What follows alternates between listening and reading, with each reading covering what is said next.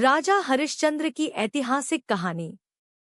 सत्यवादी राजा हरिश्चंद्र की कहानी सदियों से अनुकरणीय है।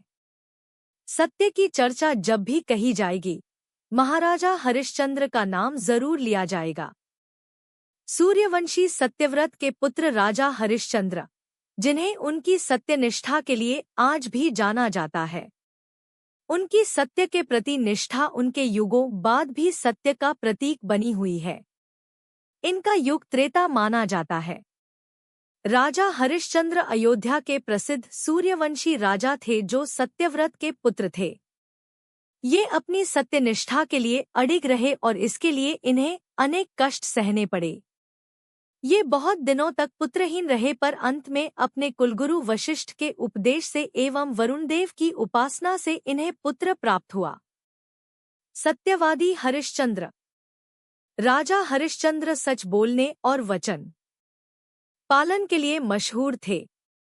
उनकी प्रसिद्धि चारों तरफ फैली थी। ऋषि विश्वामित्र ने राजा हरिश्चंद्र की प्रसिद्धि सुनी। वे स्वयं इसकी परीक्षा करना चाहते थे। राजा हरिश्चंद्र हर हालत में केवल सच का ही साथ देते थे। अपनी इस निष्ठा की वजह से कई बार उन्हें बड़ी बड़ी परेशानियों का भी सामना करना पड़ा, लेकिन फिर भी उन्होंने किसी भी हाल में सच का साथ नहीं छोड़ा। वे एक बार जो प्रण ले लेते थे उसे किसी भी कीमत पर पूरा करके ही छोड़ते थे। राजा हरिश्चंद्र ने सत्य के मार्ग पर चलने के लिए स्वयं तक को बेच दिया था। सपना और सब त्यागना।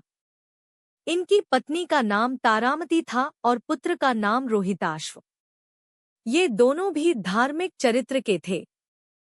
राजा हरिश्चंद्र ने यदि स्वप्न में भी वाग्दान कर दिया यानी वचन दे दिया तो भी पीछे नहीं हटते थे।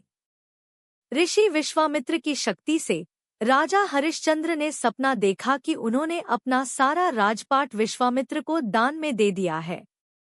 अगले दिन जब विश्वामित्र उनके महल में आए तो उन्होंने विश्वामित्र को सारा हाल सुनाया और साथ ही अपना राज्य उन्हें सौंप दिया। 500 स्वर्ण मुद्राओं की मांग।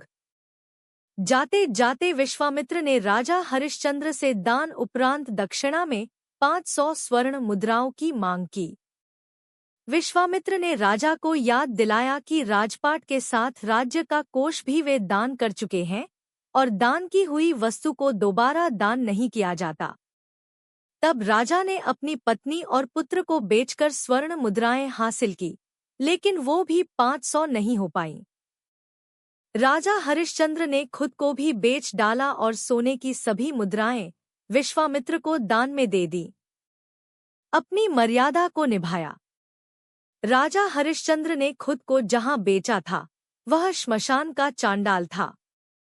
राजा हरिश्चंद्र के पुत्र की मृत्यु। जो शवदाह के लिए आए मृतक के परिजन से कर लेकर उन्हें अंतिम संस्कार करने देता था। एक रात्रि को सर्प के काटने से राजा के पुत्र की मृत्यु हो गई। असहाय रानी तारा रोती बिलखती अपने पुत्र को श्मशान में अंतिम क्रिया के लिए लेकर जा रही थी। काली अंधियारी रात में जोरों की बारिश हो रही थी। बादल गरज रहे थे, बिजली चमक रही थी और अभागन माता अपने पुत्र के शव को अकेली श्मशान लेकर पहुंची। वहां पर राजा हरिश्चंद्र ने रानी को बिना देखे ही श्मशान कर के लिए आदेश दिया। इतने में आसमान में बिजली चमकी तो उस बिजली की रोशनी में हरिश्चंद्र को उस अबला स्त्री का चेहरा नजर आया। वह स्त्री उनकी पत्नी तारामती थी और उसके हाथ में उनके पुत्र रोहिताश्व का शव था। अपनी पत्नी की यह दशा और पुत्र के शव को देखकर हरिश्चंद्र बेहद भावुक हो उठे। उस दिन उनका एकादशी का व्रत भी था और परिवार की इस हालत ने उन्हें हिलाकर रख दिया। उनकी आंखों में आंसू भरे थे।